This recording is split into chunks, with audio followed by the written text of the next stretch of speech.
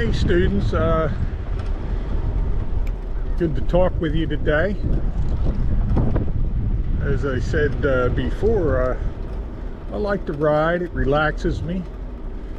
It also gives me a chance to talk with all of you as I wander along River Road here. This week, you've probably already noticed for your written assignment, you'll be completing a full lesson plan where you'll look back at the standards, goals, and objectives you set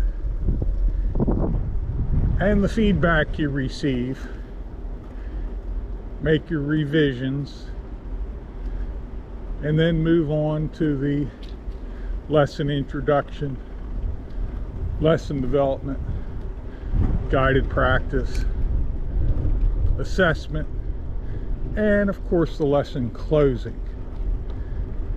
Be sure to watch the video that's posted in reference to the week 3 written assignment.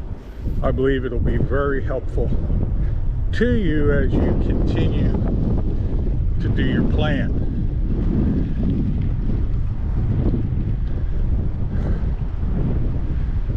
As I mentioned in our previous talk with you, be sure to follow through with connecting the procedures you list and do in lesson development. Be sure those connect and focus on the goals and objectives that you've set. Have you revised your objective to be sure it's measurable?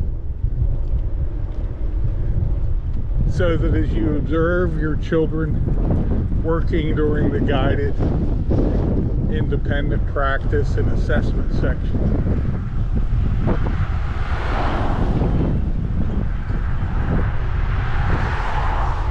have that revised, it should be fairly easy for you to keep the focus throughout all parts of your lesson. Good luck to you. Thanks for listening again.